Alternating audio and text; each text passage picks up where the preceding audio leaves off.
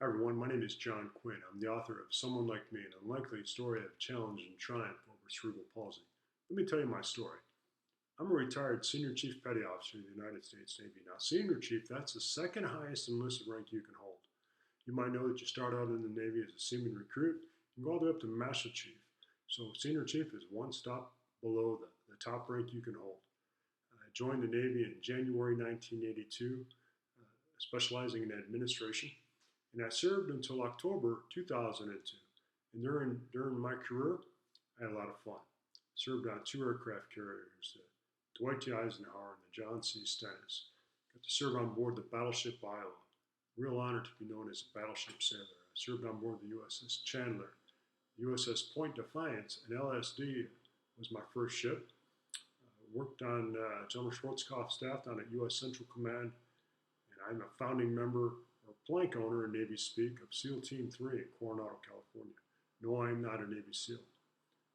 I did not go through BUDS. If you know Navy SEAL history, you'll know that SEAL Team 3 is the first SEAL team to have support personnel like myself come in and take over the day-to-day running of doing all the paperwork and all that stuff, and allowing the Navy SEALs to get out from behind the typewriters and go off and do Navy SEAL stuff. It was an honor and a privilege to serve with those guys. And it was an honor and a privilege to serve my country. I'd do it all over again in a heartbeat. What makes my story unique is the fact that I was born with cerebral palsy. I couldn't walk on my own until I was about 4.5 years old, partially paralyzed on my left side. My left foot, if you were to measure it, it's about 2.5, 3 sizes smaller than my right. And I kept it all a secret to not only get into the military, but I maintained that secret during my entire career. Nobody, absolutely nobody, knew that I had cerebral palsy until I wrote the book. And then the questions started to come. Now, what is cerebral palsy? A lot of people think that cerebral palsy is a disease, that you can catch it by coming up and shaking my hand. Well, nothing could be further from the truth. What cerebral palsy is, it's a brain injury. So cerebral means your brain. Palsy talks to the movement of your muscles. So my brain and my muscles don't communicate as well as I would like. I think about it as having, remember the old dial-up modems and how slow and cumbersome they were? That's cerebral palsy. That's my cerebral palsy.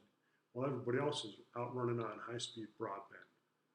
Now, cerebral palsy affects every muscle in your body, and some have a more challenging case of CP, as it's known, than me.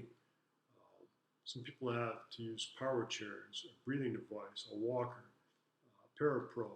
They have a hard time swallowing, eating, hearing, seeing, because again, cerebral palsy can affect every muscle in your body.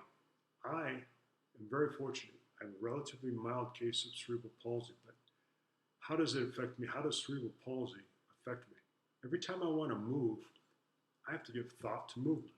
Right? If I want to walk, for example, I have to tell myself, pick up your foot and set it down. Pick up your foot and set it down. If you were to see me walk down the sidewalk, I'm pretty much have my head down and I'm looking at my feet, looking to see where I am walking, and I'm literally talking to my body to move it forward. There's like a blank spot in my brain when it comes to the movement of my muscles. There's 17 million people in the world with cerebral palsy, over 800,000 of them here in the United States. Cerebral palsy is not progressive. It doesn't get worse as you get older. What you have is pretty much what you're going to have. And that's really what cerebral palsy is. I was born in Detroit, one of 8 kids. 8 kids in the house, 1 bathroom. I tell everybody the real reason that I wanted to join the Navy was to get some privacy.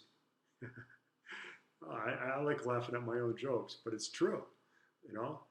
But my childhood was fairly typical of kids growing up in the 1970s. I played home run derby in the corner lot. We threw our Nerf football out in the street, and we rode our Quinn Stingray bikes all over the neighborhood. But, you know, in a lot of ways, my childhood was a lot different because I had to go through grueling physical therapy down at Children's Hospital 3 times a week with somebody that I refer to as the administrator of pain. Now, physical therapy in the early 1970s is a lot different than you might think of today. There were no gymnasiums, there were no weights, there were no health clubs. There's no aquatherapy, hippotherapy, and all these things that we have today. I had surgical rubber tubing, the real thick, heavy yellow stuff. My mom, or the physical therapist, would pull it out about 18 inches, cut it off. I think she had a Pall Mall cigarette dangling from her lips as she did this. She tied it in a loop. I'd put it over my legs, stretch it out, and I had to walk back and forth, keeping that banding as tight as I could, as wide as I could, trying to strengthen my legs. And then I had to put it over my forearms and stretch it out and stretch it back, stretch it out and stretch it back. My mom, who was taking me to these appointments, said, heck, we can do this at home. So that's what I started doing every day after school. While everybody else is outside playing, I'm in the house going back and forth in the living room with my surgical rubber tubing. My childhood was tough. I was laughed at, picked on, teased, bullied. You name it, pretty much dealt with it. I wore eye patches because I had strabismus. I wore heavy orthopedic shoes. I wore my long pants all summer long to hide my pipe cleaner legs. And it was tough. But my parents told me there's really nothing wrong with you. Get outside and play. Go be a kid. And that's really what my physical therapy was. It was just playing outside. And I loved it. Playing with my brothers and sisters. That was the best physical therapy I could have. And, my parents said, we expect great things from you. Don't ever allow your cerebral palsy to hold you back in life. And whatever I wanted to try and do, they let me do. I remember in the 7th grade, I wanted to join the wrestling team. So my dad said, sure, go ahead. Just don't come home crying, saying it's too hard. You better finish what you start. Now, after I joined the wrestling team, after about 2 weeks, the coach could see that I was struggling. Now, being a wrestler and having cerebral palsy, I've got this delayed motion, in my mind, and that's the last thing a wrestler would want on the mat. So he calls me into his office, and the coach says, yeah, you're struggling. We're going to cut you, clean out your locker. So I walk out of the coach's office. Now, the team's best wrestler, Phil Freeman, heard this, and he said, what's wrong with you? I told him what happened. He says, I'll be right back. He went in and talked to the coach. Now, think about an 8th grader, right, doing this for a 7th grader, somebody that he just met a couple of weeks ago. What Phil told the coach, and I didn't find this out until many years later, but Phil said, this kid's got more heart, courage, and determination than anybody I've ever met. If you cut him, I'm leaving too.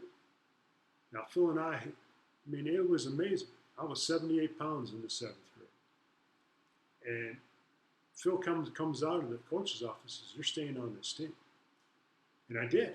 I got to stay on the team. And in fact, I wrestled all the way through high school. Now, this is part of the story where I blossomed into an all-state grappler and, turned into Dan Gable. And that didn't happen. In fact, I never won a match. I think my career record was 0-79. I never won a match, but I didn't quit. And that 8th grader, he's my best friend today. Phil Freeman is now the superintendent of schools at Lakeshore School District in Michigan. I think he's going on his 32nd year of working with kids in public education, and he's a great man. So, it's a story of inclusion. It's a story of an opportunity, and it's a story of what you can gain if you're willing to put yourself out there and never give up. I gained my best friend. So I graduate high school. By this time, it's September 1980, and I'm in community college. And I started taking programming classes. Raise your hands if you've ever taken COBOL, and Fortran, and RPG, and Assembler, and BASIC. I started taking all these classes. I remember walking around campus with all these key punch cards under my arm. And I was going to be a programmer. The problem was I wasn't very good at it. I wasn't strong in my math background, and it really, more importantly, it really wasn't what I wanted to do. I remember my oldest brother coming home from Navy boot camp in 1973 with short hair and dog tags. That was just so cool. He was so different. Stood up straight. Everybody treated him differently. And he just looked so cool. And I remember being up in the bedroom and seeing he had this chain around his neck.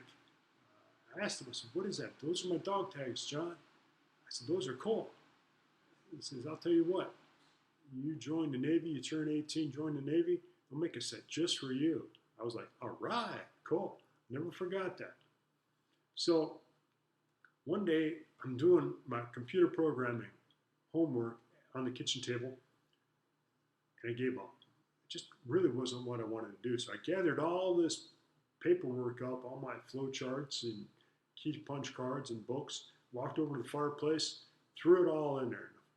This fire goes up. My dad, who was sitting there, he looked at me, he says, are you having a bad day? I said, no, I'm having a good day. He said, I'll tell you what, hotshot, I'll give you 2 weeks. You better figure something out. So the next day, I literally walked across Ford Road in Garden City and joined the Navy.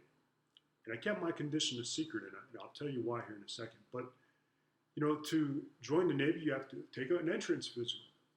Now, if you've ever taken an entrance physical, you veterans out there know that it's an all-day evolution. It's a grueling process. We started at 7 in the morning. By this time, it's 4:30 in the afternoon.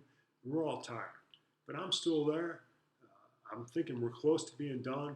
And then these 3 doctors walk in. They said, one last exercise before you all become property of Uncle Sam.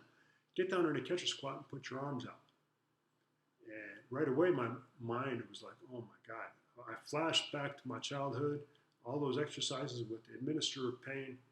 And by this time, I'm 6'1", 126 pounds. And I knew I couldn't do it. But I tried it. And so I get down in a catcher squat, put my arms out, my body shook, I fell over. And these doctors come over. What's wrong with you? I said, nothing. Try it again. I tried it again, I fell over again. And everybody started laughing, except those doctors who said, son, we don't know what's wrong with you, but we don't want somebody like you in the Navy. Go home. So that's what I did. Now, my dad was sitting there. I came through the front door, and my dad was sitting there, who was a tough Detroit Irish policeman. I started complaining to my father. I said, Dad, it was hard. It was hard. My dad looked at me and said, John, life is hard. The question is, what are you going to do about it? So the next day, down in my basement, I started doing a duck walk exercise. I did it every day for a year. And then I went back, keeping my condition a secret. And you know what? I was the best duck walker in that entire building. Passed that physical with flying colors. But that was just the first step in the journey.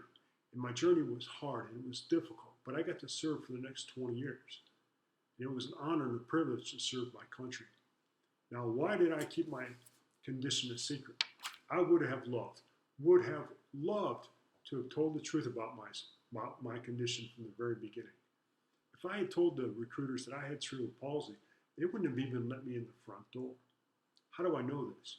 Well, it's been 40 years and nothing's really changed because I get emails just about every day from kids all around the world who have read someone like me, who want to serve in the military, and they've got a mild disability. They're not even being allowed in the front door. They're asking me for advice. I tell them to tell the truth because nobody should ever have to keep a secret in order to live the life they want for themselves. These kids are telling the truth and they're not even being allowed in the front door. Now, Navy officials tell me that every individual is being looked at on a case-by-case basis. But when I ask for the numbers of those that are being screened and allowed into the military with a disability, I can't seem to find those numbers. They're not being sent to me. I'd like to get that information. I'm not asking for a lowering of a standard to bring everybody in, right? We talk about inclusion all the time, and I think inclusion is often thought of as a lowering of a standard to bring everybody in. Look at us, we're so inclusive. No, my definition of inclusion is simply this. It's the opportunity to hit the same standard as you. That's all that it is. But in order to be able to hit that standard, you have to have the opportunity to show what you can do. But our society, we live in a society today that judges people so quickly. You see somebody who stands different, runs different, looks different, whatever it might be, and you have cerebral palsy, therefore you cannot do this or that. Really, how do you know? Well, you don't know. You're just lumping me in with your preconceived bias already. It's already built in. Even myself, people find out that I have cerebral palsy, I can feel their expectations of me hit the floor. It's ridiculous. Again, I'm not asking for a lowering of a standard, just the opportunity to hit the same standard as you. My name is John Quinn. I'm the author of Someone Like Me. That's really what my story is. take a look on Amazon, pick up a copy, and if you're looking for a motivational speaker to come into your business or organization, please keep me in mind. I appreciate your time, appreciate the opportunity to share my story. Quick shout out to my friend Ethan, who I met in Cedar Rapids, Iowa this past week. I spoke there. I had a great time. Ethan, love meeting you and your family. I loved your book too, by the way. All right, guys, take care, be well, all the best.